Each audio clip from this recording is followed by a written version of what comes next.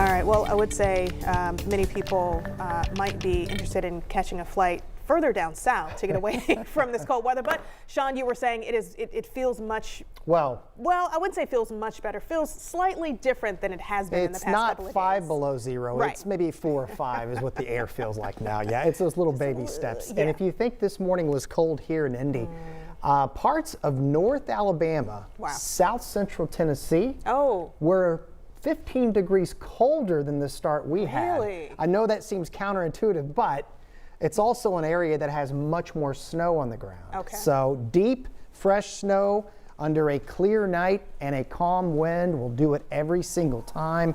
And yes, you can see that swath of heavy snow that occurred with that latest winter storm that we missed out on. We didn't miss out on the cold, but that fresh snow is doing the trick. You don't often see a visible satellite like this. That is snow-covered Kentucky, Tennessee, parts of Arkansas, even Louisiana has some snow cover as well. And so do we. It's just much lighter.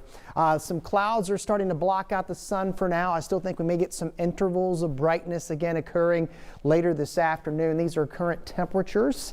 18 in Indy, 15 in Muncie, and 15 in Kokomo. Wind chills, yes, they're not very pleasant, but when you go from near 30 below, like we had over the weekend, it does feel a little better in its own weird way.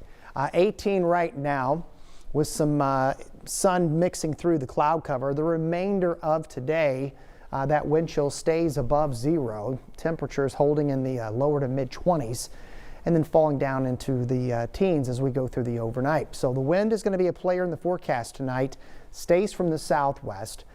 So as we go into tomorrow, there will be pockets of snow occurring, and enough that we could have some slick roads tomorrow morning, especially farther north.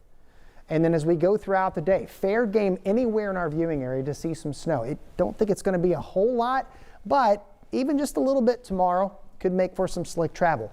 I still believe tomorrow night into Friday will have a little more teeth to it because temperatures will be a little bit colder. In fact, a lot colder by the time we get into Friday morning. So we're falling, this is the Arctic front coming through during the rush hour. And you take those teens, combine it with snow, even if it's light, we're going to have some slick issues, and that will continue into Friday night, and that will continue into Saturday, because we're going to go from near 30 tomorrow, and then we get behind that Arctic front. So these are 2-day totals. So this takes us through Saturday morning. Now the heaviest in our state is going to be downwind of Lake Michigan. They're going to get absolutely crushed again. Probably going to have some double-digit totals there far northwest Indiana. A broad 1 to 3 is what we're expecting for the 2-day event there. Notice again, upper 20s tomorrow. Then we're hanging in the teens to single digits again Saturday morning. Sunday morning will be the coldest of this 7-day forecast as we go sub-zero under a clear sky. And then we're warming next week. We'll get back into some rain and highs getting back into the mid and upper 40s as well.